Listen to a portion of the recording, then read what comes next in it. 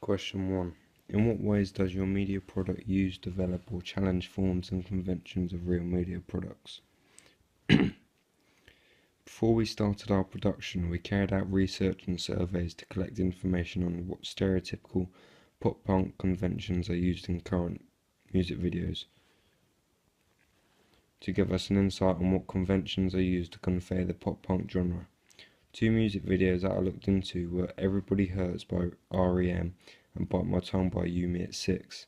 From looking at these visual products, it gave me inspiration to have a dual narrative performance within our product, which is very common when it comes to music videos nowadays on the current market. Part of my initial research included looking into Andrew Goodwin's music video theory. Aspects of this theorem can be applied to my production, and the first part that relates to this is that the lyrics link to the visuals which we try to follow.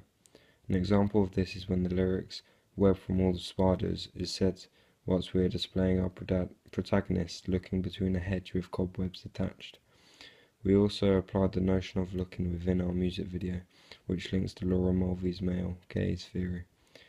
The way we have applied this is through the male protagonist who is facing the task of coming to terms with the fact that his ex-girlfriend, who he still has feelings for, has just got into a new relationship.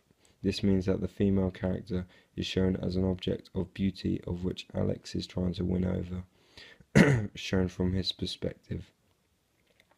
At times we reject Laura Mulvey's audience theory by presenting Alex in a voyeuristic manner through the shirtless scene and close-ups. The narrative starts to bring out our protagonist's true colours and demonstrates his way of dealing with this tough period in his life. We represented Alex as a deep thinker, which challenges the stereotype of normally rely on violence to get through risky and tricky situations within their life.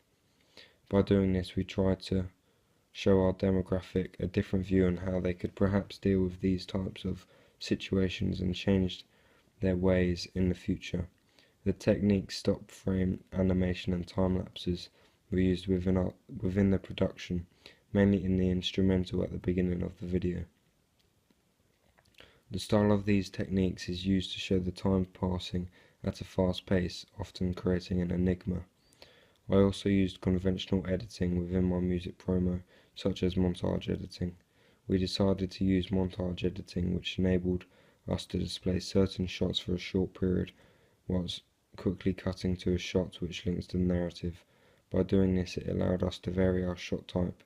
This editing technique is when shots are juxtaposed in an often fast-paced fashion that shortens time and conveys a lot of information in a relatively short period.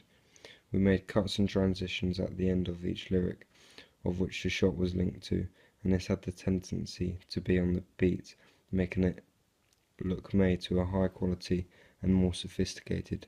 We also implemented cuts, fades and flashes for transitions, which made the product this bit more appealing on the eye. In post-production, we altered the colour intensity depending on what shot was being displayed. The reason for this was because it creates the product to be raw and edgy, linking to our chosen genre. In parts of the music video, predominantly the choruses, close-ups are shown of the band members. By doing this, the product will be able to sell the band as an image and also allow the audience to put an image of the bands behind the visuals.